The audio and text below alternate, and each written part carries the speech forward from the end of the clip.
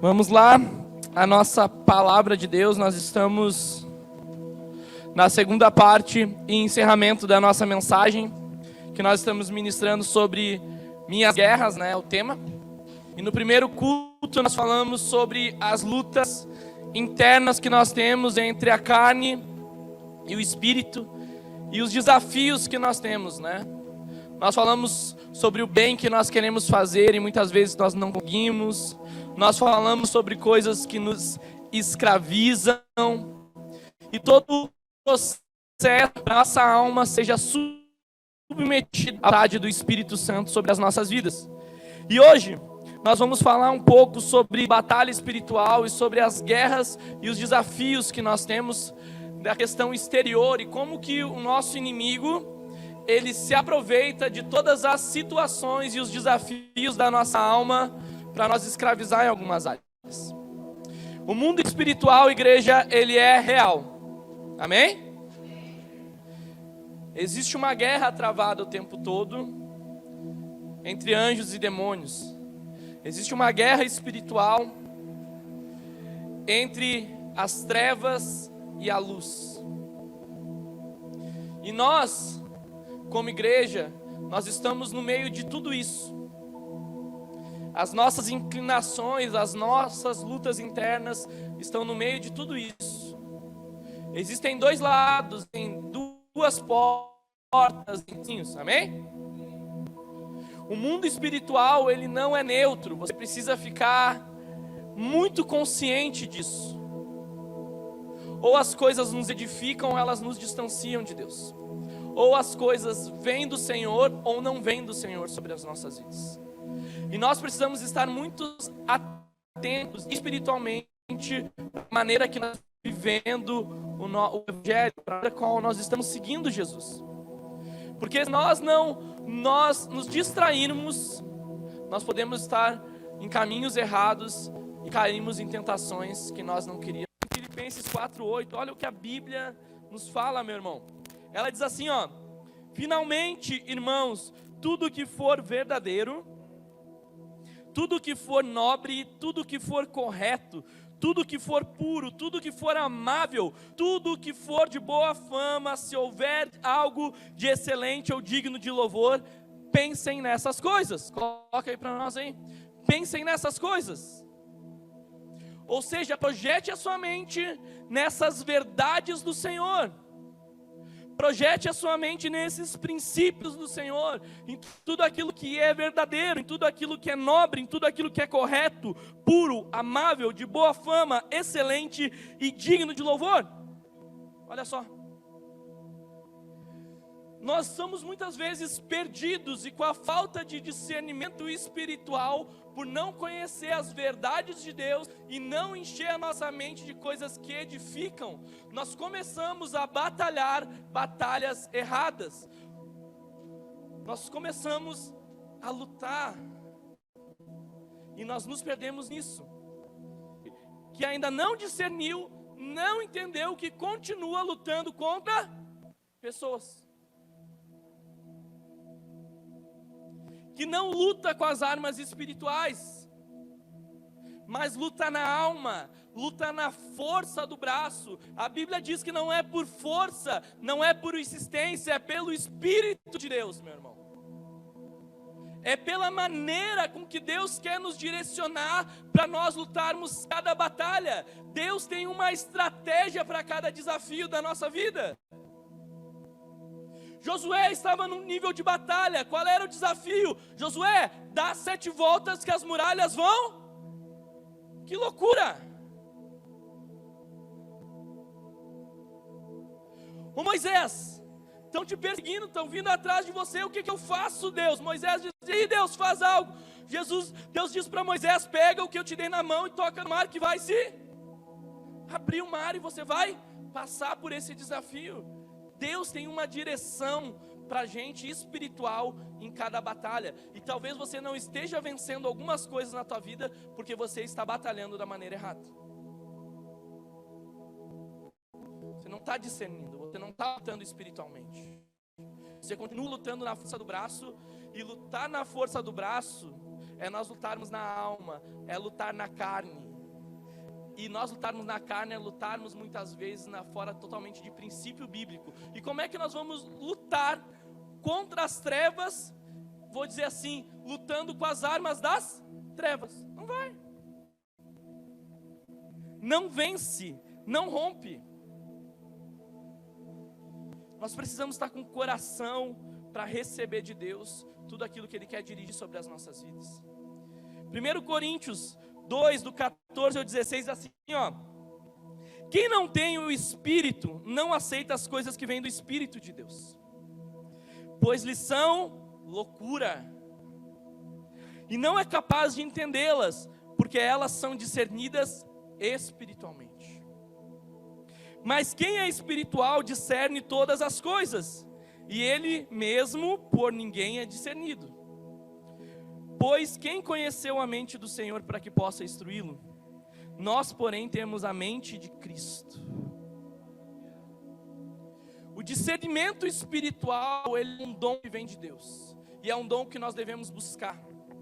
O discernimento espiritual, ele nos posiciona para nós sabermos se nós estamos recebendo algo de Deus ou aquilo não vem de Deus. Se você não tem discernimento, você não vai saber se a porta que está abrindo é Deus que está abrindo ou é o diabo que está abrindo. Ou você acha que o diabo não abre porta para você. O diabo, ele está abrir uma porta para você que seja totalmente almática, totalmente carnal, totalmente fora do princípio e que vai te levar para muito longe de Deus. Ele tem uma baita de uma porta para você, uma baita de uma oportunidade, se você quer isso. Está entendendo? Deus tem uma porta para você, mas essa porta vai te levar para mais perto dele. Essa porta vem com um propósito, essa porta vem para abençoar a tua vida verdadeiramente. Se nós não percebemos e não discernirmos as coisas espirituais na nossa vida, nós vamos nos perder nesses caminhos. Porque aquele que está cheio do Espírito Santo, você vai chegar num ambiente e você vai olhar, esse ambiente está estranho. Você vai chegar em outro ambiente e você vai entender que está um ambiente de paz. Você vai chegar num ambiente e vai entender que é um ambiente de guerra. Alguém vai te dar um conselho, você vai saber se esse conselho está vindo de Deus ou não está vindo de Deus. Você vai receber uma palavra e você vai entender se essa palavra vem de alguém que é carnal, que está na alma, ou vem de uma palavra que vem do Espírito sobre a tua vida. Quem é espiritual, a Bíblia está dizendo aqui que discerne as coisas do Espírito. Você discerne. Você sabe como se mover. Você está entendendo o que está acontecendo pelos bastidores. Pode parecer que é algo físico, mas existe uma guerra por trás, alguma coisa que está sendo tramada e você está percebendo isso. Teu coração está te inclinando para essas verdades. Mas para isso nós temos que estar imergidos no Senhor, para distinguir aquilo que é certo e errado, verdadeiro ou falso na questão espiritual sobre as nossas vidas. Deus, Ele quer nos encher a esse ponto, para nós sermos dirigidos pelo Espírito Santo do Senhor e entendermos esses ambientes e esses locais. Olha só, quais são as armas bíblicas para enfrentar então os ataques do inimigo? O primeiro ponto aqui é: ande sempre na luz de Cristo. A Bíblia diz assim, ó: porque outra hora vocês eram trevas, mas agora são luz do Senhor. Vivam como filhos da luz, pois o fruto da luz consiste em toda bondade, justiça e verdade. E aprendam a discernir o que é agradável ao Senhor. A discernir as coisas que vêm de Deus. João 1,5 diz assim, ó: a luz brilha nas trevas, e as trevas não a derrotaram. A luz de Deus tem um poder sobre as nossas vidas. A luz de Deus dissipa as trevas. A luz de Deus dissipa a escuridão. A luz de Deus desmascara aquilo que é oculto. Na luz de Deus a vida, meu irmão. Na luz de Deus é verdade. Por isso que nós temos que viver a nossa mente na luz do Senhor. Para a gente não ficar com a nossa mente vazia, eu vou dizer assim. Você já ouviu aquela frase que mente vazia é a oficina do? Fica com a mente vazia. Não aprendemos ainda, é o nível de maturidade que a igreja precisa chegar, a aprender a descansar em Deus. Quando se descansa, muitas vezes está totalmente se perdendo e se jogando em coisas que não acrescentam em nada. Mas a mente vazia é um lugar para o inimigo poder trabalhar na nossa vida. Porque nós estamos ali suscetíveis para receber qualquer dardo e receber todas as mentiras do inimigo. Você precisa saber que Satanás, tá? Entenda algo, nós estamos falando sobre hoje batalha espiritual aqui, as guerras externas. Satanás, ele não é onisciente, ou seja, ele não sabe o que você está pensando. Deus sabe. Deus esquadrinha o nosso coração, nada a gente esconde dele. Mas o inimigo não sabe. Mas entenda no mundo espiritual como as coisas são. Olha só, para pensar comigo. Satanás tem, os demônios têm milhões de anos aí, né?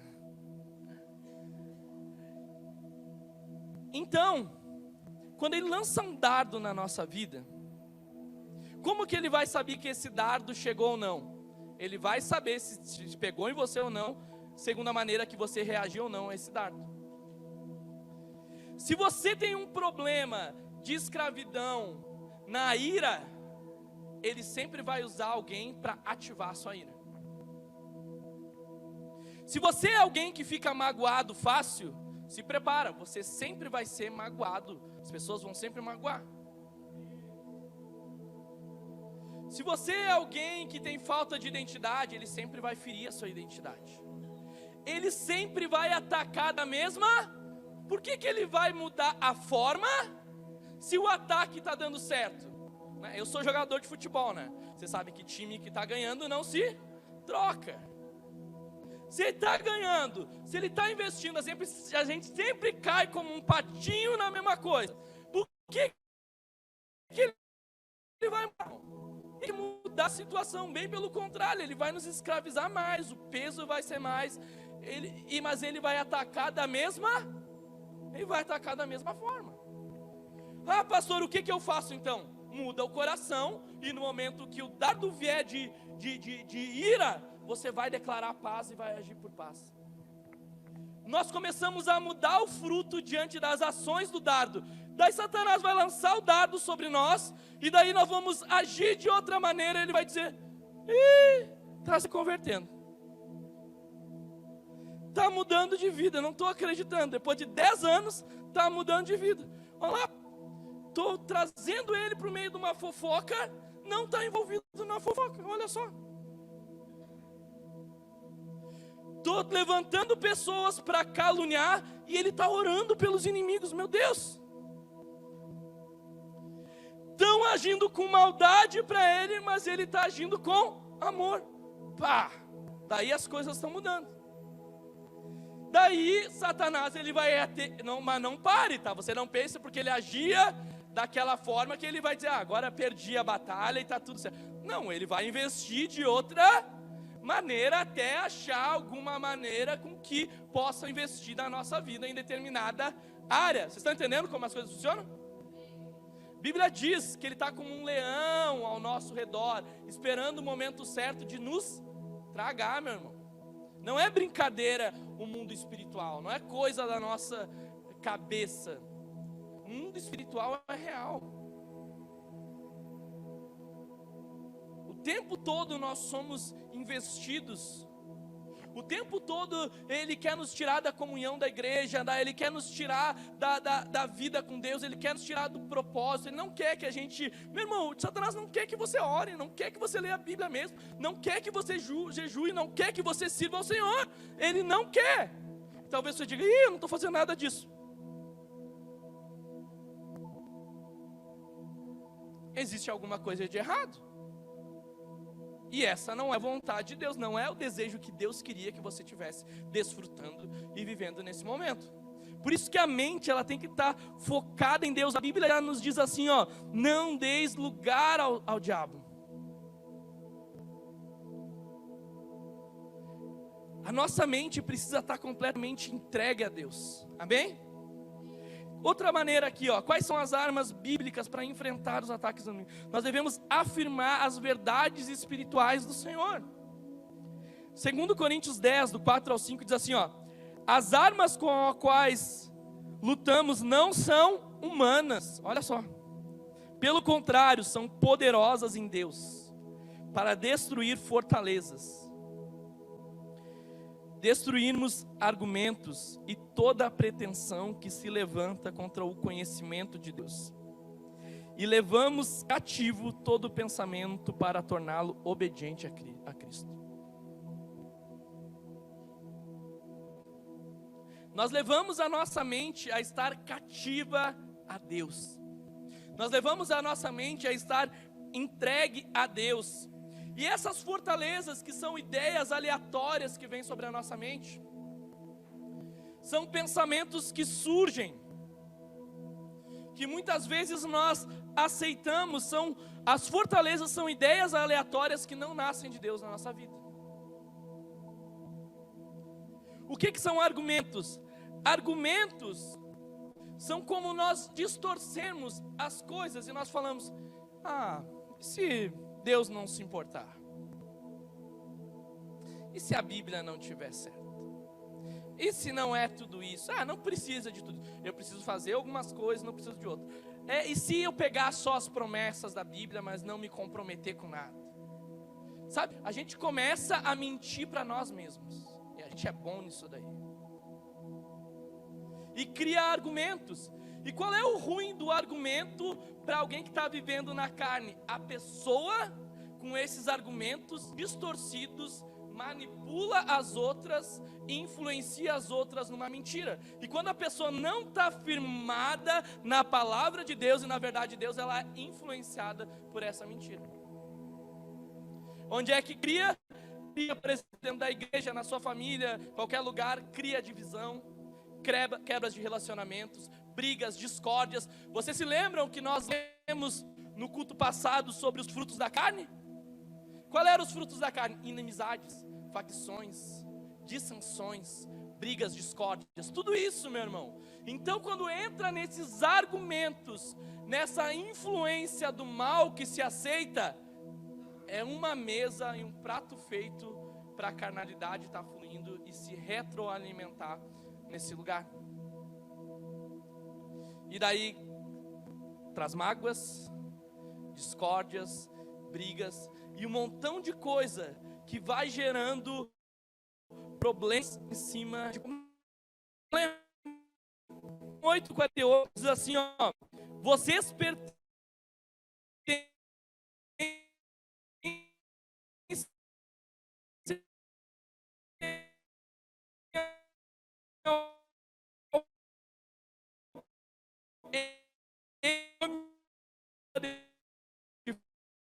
fala a sua própria língua, pois é mentiroso e pai da... Quem é o pai da mentira? Ele não tem impacto com a verdade, meu irmão. E você percebe que Jesus, ele diz assim, ó, Jesus ele não pega e diz assim, ó, eu aponto para a verdade. Ele diz, eu sou a verdade. Eu sou o caminho. Eu sou a vida. Satanás está do outro lado. As trevas estão do outro lado. Não há verdade nele. E ele manipula, nesse poder de manipulação, para nos tirar dos caminhos do Senhor. Quando o inimigo domina a nossa mente, logo as nossas ações vão começar a agir segundo essas mentiras. Estão entendendo aí comigo? O que você traz para sua mente, o que você aceita como uma verdade, isso vai revelar as suas ações. Você vai agir conforme aquilo que você está pensando. E se o que você está pensando é uma mentira, as nossas ações vão refletir nessa mentira. Mateus 12, 43 ao 45 diz assim, ó: e quando o espírito imundo tem saído do homem e anda por lugares áridos, buscando repouso e não o encontra, então diz: voltarei para minha casa de onde saí. Olha só, voltarei para minha casa de onde saí. E voltando, achá-la desocupada, varrida e adornada. Então vai e leva consigo outros 7 espíritos piores do que ele, e entrando habitam ali. E são os últimos atos deste homem piores do que os primeiros. O que é isso? Quero trazer alguns princípios assim para a gente entender. Deus nos liberta de várias coisas. O poder de Jesus nos limpa. O poder de Jesus nos transforma. A Bíblia diz que para isso se manifestou o Filho de Deus, para desfazer as obras do inimigo. E existem algumas coisas na nossa vida que, infelizmente, ainda está nesse lugar de escravidão, que precisa de arrependimento e, se necessário, vamos dizer assim, uma libertação espiritual. Essa libertação espiritual, ela acontece em qual área da nossa vida? É na alma, não é no espírito, porque o Espírito de Deus habita em nosso espírito, mas é na alma. A alma está as emoções, a alma está os pensamentos, tá certo? A alma está a consciência. Quando é que acontece uma libertação da pessoa chegar a sair um demônio? Ah, não fala nisso, pastor, que eu tenho medo. Em nome de Jesus vai quebrar esse medo hoje aqui, tá certo? Porque isso é uma verdade.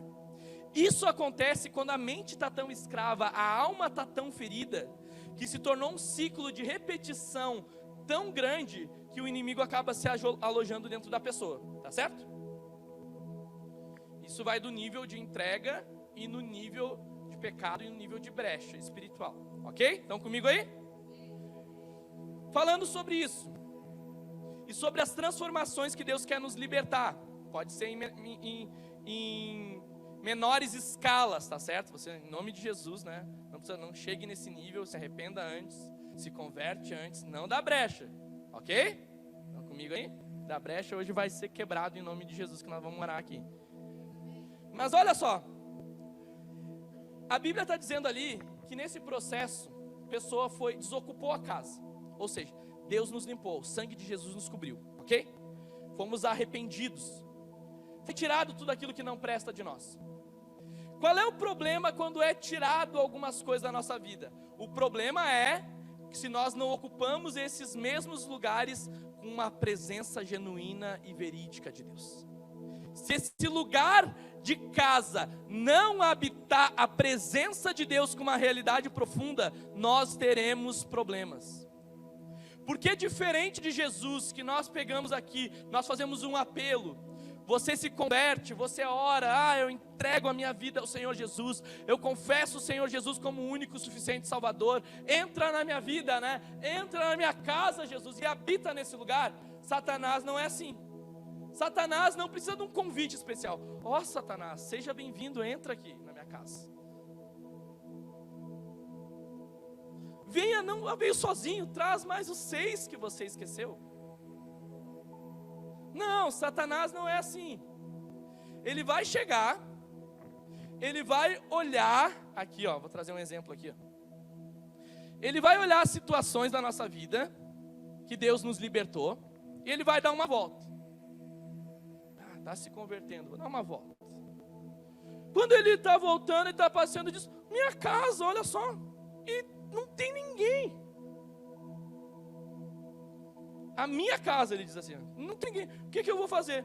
Eu não vou entrar agora sozinho, agora vamos fazer uma bagunça mesmo, eu vou trazer mais 7.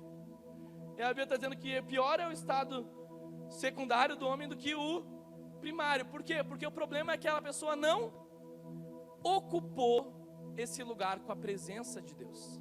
Ela não entendeu que o ambiente espiritual, ele não é neutro.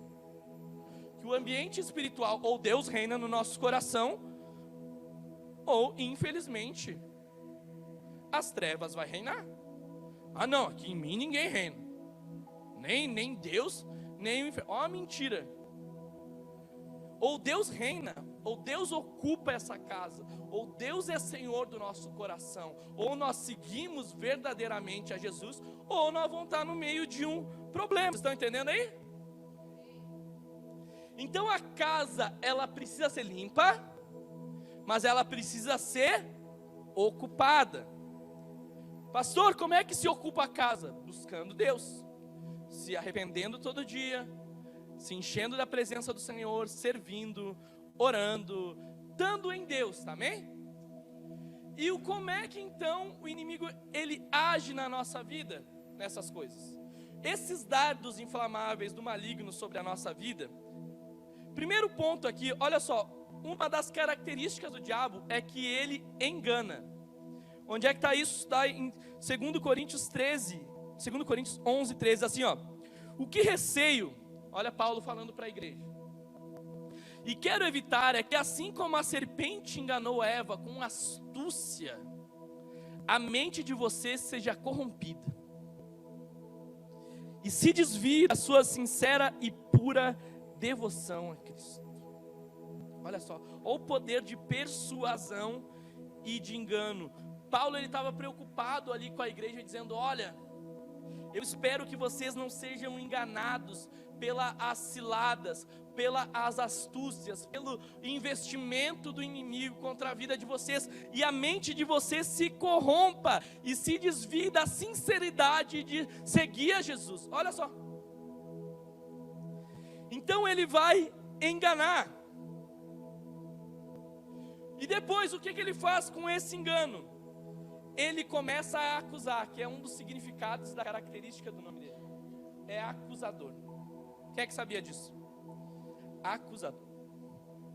Zacarias 3:1 diz assim, ó: e depois disso ele me mostrou o sumo sacerdote Josué diante do anjo do Senhor, e Satanás à sua direita para acusá-lo.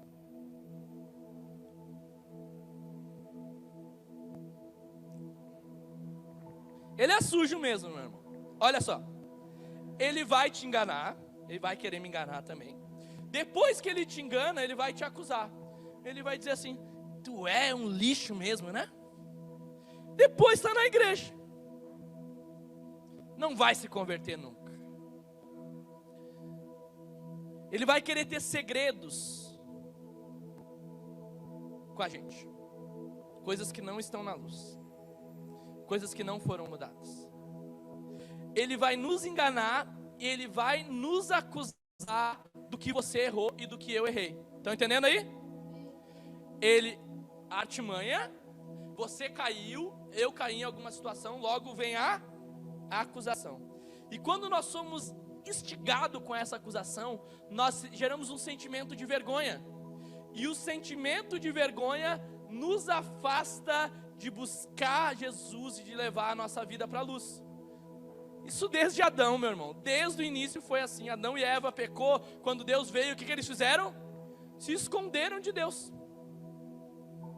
E daí a gente se afasta do Senhor pelas acusações que nós recebemos sobre a nossa vida. E depois que ele acusa, ele gera um ciclo de situação que essa acusação nos leva a uma prisão, porque aquilo que ele está nos condenando, nós somos acusados e nós recebemos essa acusação sobre as nossas vidas com uma condenação. Por isso que Jesus, ele é o nosso advogado. Por isso que Jesus, ele não é acusador, ele é justificador. Por isso que ele não é aquele que nos aprisiona, ele é aquele que nos liberta. Jesus, ele faz ao contrário das nossas vidas. Jesus, ele é o nosso advogado. Por isso que a Bíblia diz, meu irmão, que havia uma nota, uma cédula, que quer dizer uma promissória contra a nossa vida de tudo que nós fizemos de errado. E a Bíblia diz que Jesus pagou essa acusação na cruz. Com o que ele pagou? Ele pagou com sangue. A morte e ressurreição de Cristo pagou os nossos erros e as nossas falhas. Diante de tudo isso, que nós estamos numa batalha espiritual contínua. Pastor, por que o inimigo consegue entrar na minha vida e consegue acessar certos lugares? A Bíblia nos ensina sobre legalidade. O que é legalidade espiritual? Legalidade espiritual, anota aí, guarda aí, que isso é muito importante. Legalidade espiritual é toda a quebra de princípio bíblico. Tudo que nós ensinamos aqui, tudo que você lê na Bíblia, nós ensinamos sobre o princípio. Quebrou um princípio, você tem uma brecha espiritual na sua vida. Adianta oração? Não. O que adianta? Conversão e arrependimento. Não tem como nós orarmos por algo que a pessoa está agindo contra a palavra. Estão entendendo? Não tem como. Nós conseguimos orar para que a pessoa se arrependa e mude a ação dela para desfrutar da bênção do princípio. Estão comigo aí?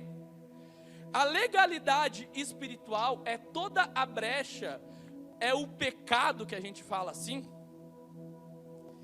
que esse pecado é como se fosse uma porta aberta para que ele pudesse entrar em algumas áreas da nossa vida. A brecha espiritual, a legalidade é uma porta de acesso espiritual para o inimigo. Agora, se nós estamos cobertos pelo sangue de Jesus, nós vivemos em constante arrependimento, numa vida que busca a presença de Deus, sabe? Não estou falando de uma perfeição, mas nós estamos buscando perfeição, nós estamos buscando a santidade, nós estamos buscando mudar todo dia nós buscamos buscar e melhorar. Deus está sempre nos cobrindo, meu irmão. Deus está sempre nos guardando. Nós estamos debaixo da presença do Senhor. Se nós cairmos, Deus vai nos levantar. E Deus vai mudar a nossa vida. Nós devemos também ativar o poder das disciplinas espirituais. Marcos 9, do 28 ao 29, diz assim, ó: depois de Jesus ter entrado na casa dos seus discípulos, lhe perguntaram, em particular, por que não conseguimos expulsá-lo? Ele respondeu, essa espécie só sai pela oração e pelo jejum. O que é isso? Os discípulos foram expulsar um demônio, você vai ler na Bíblia, Marcos 9, e eles não conseguiram. Jesus, ele fala que existe certa espécie, certas coisas que que precisam ser quebradas na nossa vida, que é através de jejum e oração. Por que jejum e oração? Porque o jejum e a oração, elas vão quebrantando o nosso coração, para que nós venhamos a crer na palavra de Deus e ter uma fé genuína. Você vai ver que o problema, estude essa passagem, o problema real aqui é a incredulidade. Por que isso? Porque certas vezes foram questionar, os discípulos de Jesus disseram assim, olha Jesus, por que nós jejuamos e os teus discípulos não jejuam? O que Jesus disse? Quando o noivo for tirado, eles terão que jejuar e orar. Você acha que Jesus estaria repreendendo eles aqui, sendo que o noivo estava ali? Qual era o problema? Eu quero que você entenda isso. O problema dali é a incredulidade de crer, de confissão do nome de Jesus. E toda vez que nós vivemos uma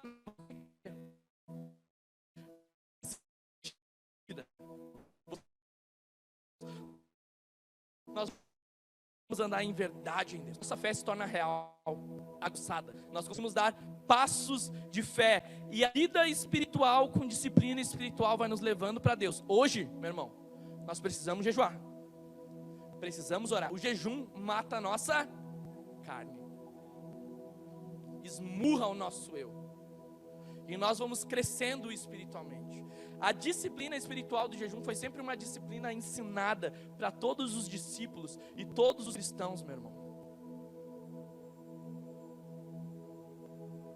A vida de quebrantamento, de entrega, é uma vida que foi destinada para todos aqueles que seguem Jesus. E daí nós vamos crescendo e vamos desenvolvendo a nossa vida. Amém? Estão comigo aí? Nós devemos ajustar a nossa armadura espiritual. Efésios 6:10 diz assim, ó: finalmente fortaleçam no Senhor e no seu poder. Por isso vistam toda a armadura de Deus para que possam resistir no dia mau e permanecer inabaláveis, depois de terem feito tudo. Se revistam da armadura de Deus, porque o dia mau vai chegar. E se o dia mau chegar e nós não estivermos revestidos da presença de Deus, nós não vamos resistir ao dia mau. O dia mau e uma pessoa que não está revestida por Deus é um prato cheio para o inimigo atacar e afastar totalmente da presença dele. Totalmente para nos tirar e nos arrancar daquilo que Deus tem para as nossas vidas. Mas aquele que está revestido espiritualmente, está com a presença de Deus, sabe, está buscando a Jesus,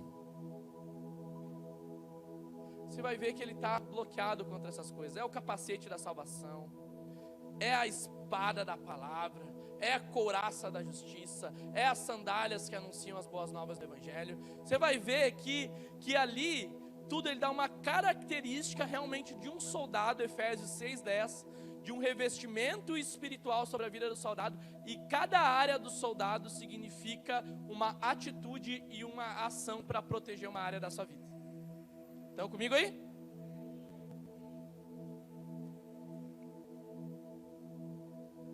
E nós precisamos revestir a nossa vida espiritualmente, sabe? Encher do Espírito, nos encher da armadura de Deus, nos encher da presença de Deus. Ponto 5 aqui, ó. Use a sua autoridade espiritual. Lucas 9, do 1 ao 2, assim, ó. Reunindo os 12, Jesus deu-lhe poder e autoridade para expulsar todos os demônios e curar doenças. E enviou a pregar o reino de Deus e curar os enfermos. Deu-lhes poder e autoridade. Eu me lembro que eu estava fazendo trabalho na fase, isso faz bons anos atrás. Estava lá os meninos, ia uns 10 assim, a gente pregava o evangelho, fazia culto para eles. E daí no final, um pediu oração lá. E a gente orou. No momento que a gente orou, aquele menino se manifestou de um jeito ali no meio, que todos saíram assim, ó, aqueles que eram, sabe, nós é macho, estamos aqui, fizemos isso e aquilo outro, rapidinho, ó, correndo ali. Daí a gente libertou ali, né, pelo nome de Jesus, foi liberto. Todos aqueles ali gerou um temor no ambiente, eles voltaram. E por aquela situação, eles viram a realidade espiritual. A gente falou, ó, isso daqui que o inimigo faz com a vida de vocês mesmo, ele escraviza a vida de vocês mesmo, ele faz vocês fazer tudo isso de errado mesmo, é isso aqui, ó, que está por trás. Se vocês não sabem, agora vocês estão sabendo. Chorou com eles lá, eu sei que foi um mover de Deus, né, isso daí. E acontece isso daí. Acontece da gente orar por pessoas serem libertas nisso. Existem doenças que são doenças espirituais. Existem pensamentos a qual é uma influência do mal sobre as nossas vidas. Que toda essa mazela que há dentro de nós, tudo isso, essa luta que há interna dentro de nós, que vai vencer aquilo que nós estamos alimentando. Se nós estamos alimentando a carne, nós vamos ser muito suscetíveis a qualquer dardo e a qualquer influência do mal. Nós vamos cair facinho. Mas agora, se nós estarmos num ambiente de luz, a Bíblia fala aqui, ó, Tiago 4, do 7 ao 8, portanto, submetam-se a Deus. Resistam ao diabo e ele fugirá de vocês. Aproximem-se de Deus e ele se aproximará de vocês. Nós estamos falando sobre isso, tá certo? Aqui tudo. E eu não quero de maneira nenhuma que você fique com medo disso. Agora eu fiquei com medo, eu vou entregar minha vida para Jesus, Deus o livre. Você entrega por amor, por convicção, porque o que só vai fazer você persistir em Deus é o amor. Se você não amar a Deus, você não vai continuar andando com o Senhor.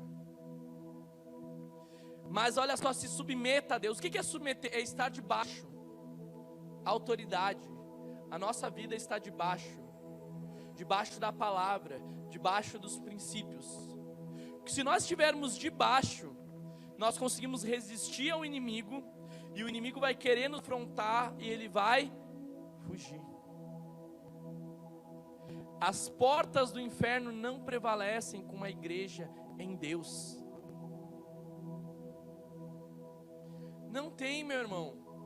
A Bíblia nos fala sobre um espírito que está em nós. Esse espírito é de intrepidez, de ousadia, não é de medroso, não é de covardia. É de um espírito de alguém que entende que tem autoridade. Autoridade porque tem um selo de filiação de Deus. Autoridade porque tem a presença do Espírito que está sobre as nossas vidas. Autoridade porque nós sabemos que não tem a ver com a gente, mas tem a ver com essa graça, com essa presença que flui através de nós, meu irmão. Nós sabemos quem somos, nós sabemos o que temos, sabemos que o Espírito Santo habita em nós. Eu oro mesmo por anjo, eu acredito que vem anjo mesmo, que a Bíblia diz que tem anjos que me guardam para que meu pé não tropece em pedra alguma. Eu sei de quantos livramentos Deus dá e quantos que eu nem sei, mas Deus está ali o tempo todo livrando, Deus está o tempo todo salvando, o tempo todo alertando. A gente se mete em qualquer uma e tem um anjo do Senhor nos livrando, meu irmão. A gente sai de casa e não sabe se vai voltar, tem anjos do Senhor acampando ao nosso redor, porque nós servimos a Deus. Deus nos guarda, Deus nos livra de tudo isso, e nós precisamos estar nele. E a gente está fugindo muitas vezes, porque, meu irmão, para estar debaixo tem que estar submisso. A mão de Deus está nesse lugar, Deus permanece nesse lugar. Deus permanece nesses princípios. Vem aqui, João. Olha só o João aqui, ó. O João está debaixo dos princípios de Deus. Amém? Glória a Deus. Tá forte, né? Está debaixo e está guardado. Está nos princípios, coração quebrantado, arrependimento, buscando ao Senhor, né? Não é perfeito, mas está buscando, né? Estamos juntos, tá? Aqui, obediente à mãe, ao pai, arruma a cama, isso aí. Tudo aqui, ó, está protegido pelo Senhor, amém? Deus está aqui. Os princípios do Senhor são mutáveis, estão comigo. Agora vai dar uma voltinha, João. Ó, ele saiu, tá andando, ó. Deus está aqui, os princípios estão aqui. O que ele começou a fazer? Saiu debaixo da... E daí ele foi tragado. Aconteceu alguma coisa na vida dele. Tá, o João tá lá, tá lá. Cai aí no chão, João. O João caiu. Caiu. O inimigo acertou ele. Mas daí ele diz: o que eu fiz da minha vida? Por que eu fui estar nesse lugar? Por que eu me meti nisso de novo? Daí ele se arrepende. Deus pega ele e traz de volta ele para esse lugar. Fica aqui, não sai, rebelde. Não sai desse lugar. É um aventureiro independente. Vai lá, senta lá. Foi se aventurar a ovelha perdida, foi dar uns pulos longe, mas voltou. Daí saiu. Daí às vezes a gente sai, a gente toma umas batalhas e se quebra em algumas coisas. Ah, Deus, onde é que tu estava, Deus? Eu estou aqui no mesmo lugar, filho. Aonde é que tu estava, filho? Que era para te estar aqui. Mas tu está onde? Lá. Eu estou aqui. A gente resgata, te traz de volta, mas fica nesse lugar. Permanece nesse lugar. Não sai desse lugar. Porque toda vez que a gente sair, você tem que aprender, você vai se dar mal, meu irmão. E crente marcado pela presença do Espírito Santo é algo tão assim, ó, que não consegue nem pecar direito. Vai lá e peca e fica desesperado. Espírito Santo na olha só, aí volta, né? Mas não precisa a gente estar o tempo todo ser esse aventureiro, esse coração independente, sair debaixo da submissão de Deus, porque é nesse lugar que nós somos seguros, igreja. Deus não vai mudar para agradar o nosso coração, não vai distorcer a Bíblia para dar um jeitinho, vou largar um pouco aqui, né? Está muito estreita a porta, vamos dar uma largadinha aí. Não vai, isso não vai acontecer. Quem muda é nós. Deus nos atrai para esse lugar, igreja. E nós resistimos e nós vivemos nesse ambiente. E por último aqui, para nós encerrarmos, o louvor pode ir subindo aqui.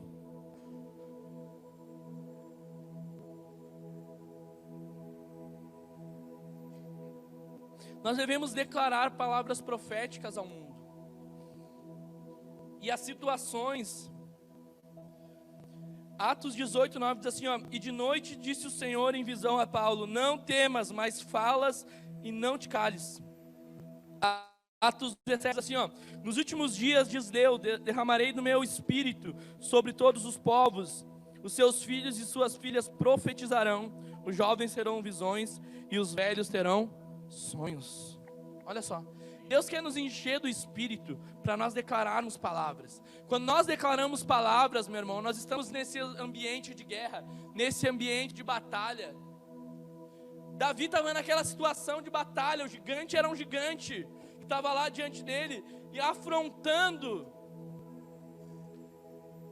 estava vindo sobre ele, estava colocando medo no povo de Israel, aquele gigante.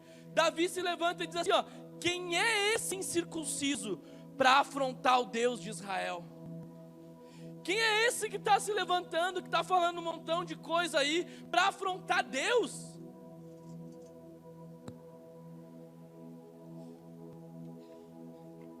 E daí naquela situação, Davi diz: olha, tu vem gigante com um montão de coisa aí para cima de mim, mas eu vou contra ti pelo nome do Senhor. É diante do nome do Senhor que nós vamos vencer os gigantes. É diante do nome do Senhor que nós vamos vencer as batalhas. É pelo poder de Deus, é com fé, é convicção, é tendo esperança na palavra, é estando com o coração convicto em Deus, que nós vamos, igreja, vencer todas as adversidades.